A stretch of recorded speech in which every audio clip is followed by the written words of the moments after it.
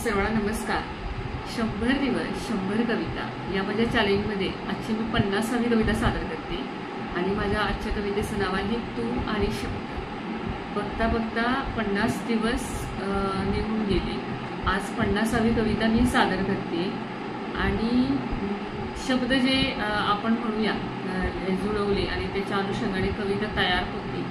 तर हे जे या ज्या सगळ्या कविता होत्या त्या काही 10 वर्षापूर्वीच्या, काही खूप आधीच्या, अलीकडे सुचलेल्या, चॅलेंजच्या निमित्ताने केलेल्या, तर अशा करत करत 50 कविता पूर्ण झाल्या।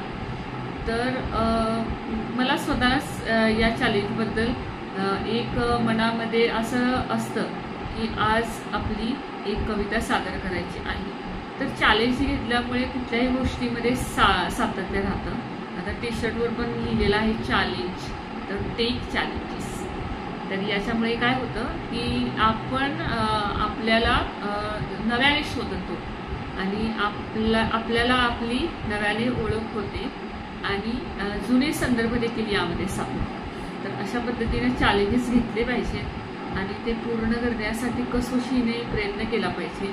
तर आता मी आज मध्य टप्प्यापर्यंत बरोबर 50वी कविता मी आज या ठिकाणी सादर करते आहे।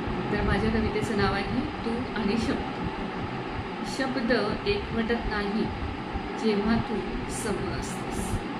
शब्द सुचतच नाही जेव्हा तू मंदसा हसतेस। शब्द दाटून येतात तुझा निरोप घेताना।